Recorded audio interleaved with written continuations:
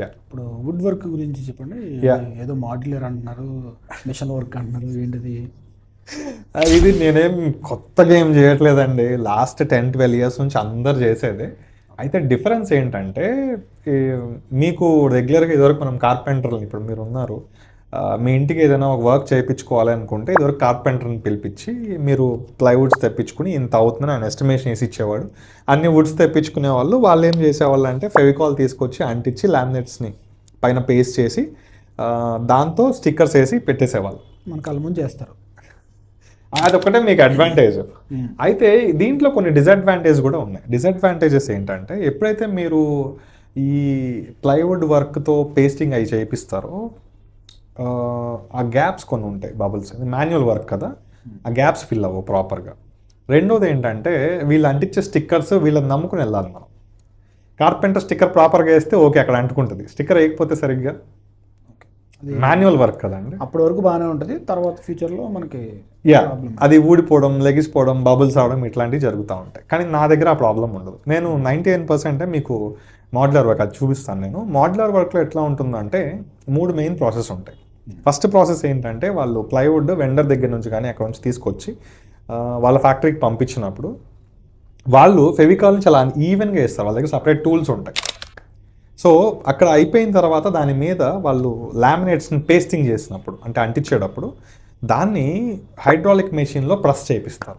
Hydraulic press in case gap ఏదైనా ఉన్నా fill అయిపోతుంది, ఈవెన్గా స్ప్రెడ్ అవుతుంది. అన్నిటికన్నా ఇంపార్టెంట్ ఏంటంటే అంతా కూడా యూనిఫామ్గా ప్రెషర్ అప్లై అవుతుంది ఎట్ ఎ టైం.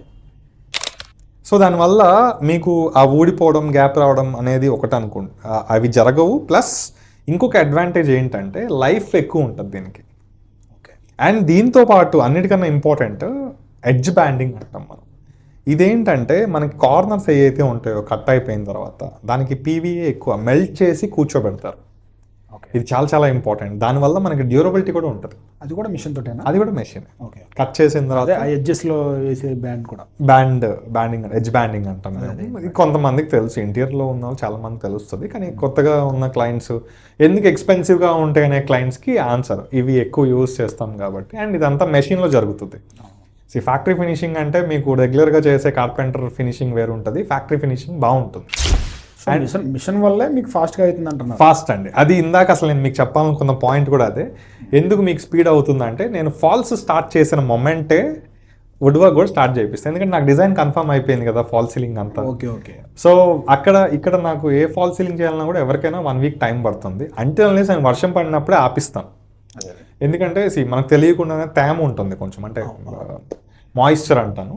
ఆ మాయిశ్చర్ ఏమవుతుందంటే జిప్సమ్ బోర్డు, అది పిఓపి బోర్డు, ఇవన్నీ కూడా అబ్జార్బ్ చేసుకుంటాయి మెటీరియల్స్. నేనేంటంటే అవి ఫ్యూచర్లో క్రాక్స్ వస్తాయి ఏమో అన్న చిన్న డౌట్తో ఆపేస్తాను. అది తెలిసిందే, ఫిజిక్స్. మళ్ళీ అగైన్ ఫిజిక్స్ అప్లై చేస్తాను. కెమికల్స్, ఇది కెమిస్ట్రీ అప్లై చేస్తాను ఇక్కడ. సో మాయిశ్చర్ అబ్జార్బ్ చేసుకుంటుంది బోర్డు, దానివల్ల ఫ్యూచర్లో కొంచెం క్రాక్స్ వస్తాయి. అది అవాయిడ్ చేయడానికి నేను వర్షం పడినప్పుడు మాత్రమే పైన ఫాల్ సీలింగ్ హోల్డ్ చేపిస్తాను. అదర్వైజ్ ఫాల్ సీలింగ్తో పాటే నా వుడ్ వర్క్ కూడా స్టార్ట్ అయిపోతుంది. సో ఇక్కడ ఈ 1 వీక్ 10 డేస్ నాకు ఫాల్స్కి అయ్యే టైం ఏదైతే ఉంటుందో సేమ్ ఫ్యాక్టరీలో కూడా నాకు అదే టైం పడుతుంది కటింగ్ చేయడానికి. కానీ సాక్ కట్లిస్ట్ అంటాం మేము. సేమ్ సాఫ్ట్వేర్ యూస్ చేస్తాం కాబట్టి ఇంకా స్పీడ్ ఉంటుంది మనకి. ఇక్కడ ఏదైతే డిజైన్ ఉందో ఆ డిజైన్ని మనం 2Dలో కన్వర్ట్ చేసుకుని ఆ 2D 3D కన్వర్టర్తో పాటు మనం ఆప్టిమైజేషన్ సాఫ్ట్వేర్ని సపరేట్ యూస్ చేస్తాం. అవే మనకి బోర్డ్స్ కానీ ఈ వుడ్ బోర్డ్స్ ఎక్కడైతే మనకి అంటే లైక్ ప్లైవుడ్ బోర్డ్స్ ఎక్కడ కట్ చేయాలి ఏంటనేది కూడా మొత్తం అవే చేస్తాయి. సో అందుకు స్పీడ్ ఉంటుంది. అయితే బయట వాళ్ళకి నాకు మెయిన్ డిఫరెన్స్ ఏంటంటే నేను కిచెన్లో కంపల్సరీ 3 కీ పాయింట్స్ అండి, ఇది చాలా ఫాలో అవుతాయి కంపల్సరీ.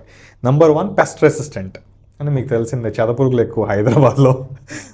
చాలామంది భయం కూడా, పెస్ట్ అనేది చాలా పెద్ద భయం. ఇప్పుడు మనం 30 lakhs 40 lakhs 50 lakhs పెట్టి ఇంటీరియర్ చేయించిన తర్వాత చిన్న చెద వెళ్ళింది అనుకోండి, ఎండ్ ఆఫ్ ద డే అది కూడా వుడ్డే, ఇంకా మీకు తెలుసు కొలాప్స్ అయిపోతుంది. సో అది అవాయిడ్ చేయడానికి పెస్ట్ ప్రూఫ్ యూస్ చేస్తాను. రెండోది కిచెన్లో ఎక్కువ తడి ఉంటుంది. అవును. సో మనకు తెలియదండి ఎప్పుడు ఎట్లా ఈ వాటర్ స్పిల్ అవుతుంది. మనం పాలు వలగొచ్చు, సాంబార్ వలగొచ్చు, లేకపోతే వాటర్ వలగొచ్చు కడిగేటప్పుడు, ఫ్రూట్స్ కానీ ఈ వెజిటేబుల్స్ కానీ, లేకపోతే ఇంకేదో పిండి వంటలు చేసేటప్పుడు ఆయిల్ స్పిల్ అవ్వచ్చు. ఇట్లా చాలా ఏదో రకంగా స్పిల్ అవుతూనే ఉంటుంది. అందుకు నేను compulsory thermal proof and water proof boards use చేస్తాను. ఓకే. ఓకే. అండ్ లాస్ట్ది అన్నిటికన్నా ఇంపార్టెంట్, ఇందాక మీకు చెప్పా థర్మల్ బోర్డ్ అని. థర్మల్ బోర్డ్ అనేది ఎందుకు నేను ఎక్కువ మెయిన్ యూస్ చేస్తానంటే, కిచెన్లో హీట్ ఎక్కువ ఉంటుంది. అవును. చాలామంది పట్టించుకోరు. హై డెన్సిటీ బోర్డ్స్ ఎక్కువ యూస్ చేస్తాను నేను. అండ్ అది దాంట్లో కూడా చాలా మోడల్స్ వచ్చినాయి. HDMR అని చెప్పి, HDHMR అని చెప్పి, ఇట్లా డిఫరెంట్ కైండ్స్ ఆఫ్ బోర్డ్స్ వచ్చినాయి. అవి కూడా నేను క్వాలిటీ అండ్ బ్రాండెడ్ బోర్డ్సే యూస్ చేస్తాను కాబట్టి దాంట్లో వారంటీలు కూడా వస్తాయి. ఓకే.